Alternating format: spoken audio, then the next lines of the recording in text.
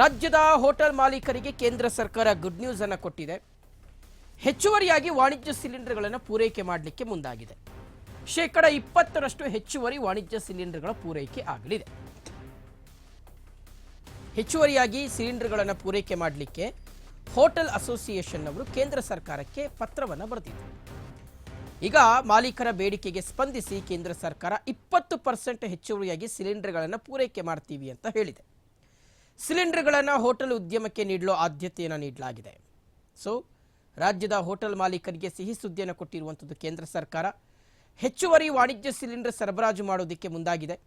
ಕೇಂದ್ರ ಸರ್ಕಾರ ಇವತ್ತಿನಿಂದ ರಾಜ್ಯಕ್ಕೆ ಹೆಚ್ಚುವರಿಯಾಗಿ 20% ವಾಣಿಜ್ಯ ಸಿಲಿಂಡರ್ಗಳನ್ನು ಸರಬರಾಜು ಮಾಡಲಿದೆ.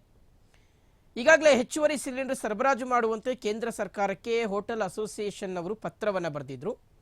ಈಗ ಹೋಟೆಲ್ ಮಾಲೀಕರ ಸಂಘದ ಬೇಡಿಕೆಗೆ ಅನುಗುಣವಾಗಿ ಶೇಕಡ 20ರಷ್ಟು ಹೆಚ್ಚುವರಿ ಸಿಲಿಂಡರ್ಗಳನ್ನು ಪೂರೈಕೆ ಮಾಡಲಿಕ್ಕೆ ಕೇಂದ್ರ ಸರ್ಕಾರ ಮುಂದಾಗಿದೆ.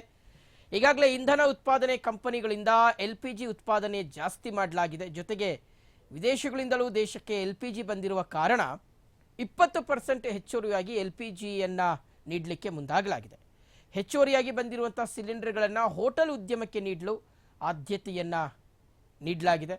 ಹೋಟೆಲ್, ಡಾಬಾ, ರೆಸ್ಟೋರೆಂಟ್, ಕ್ಯಾಂಟೀನ್ಗೆ ಕೊಡಲಿಕ್ಕೆ ಕೇಂದ್ರ ಸರ್ಕಾರ ನಿರ್ಧಾರವನ್ನು ಮಾಡಿದೆ.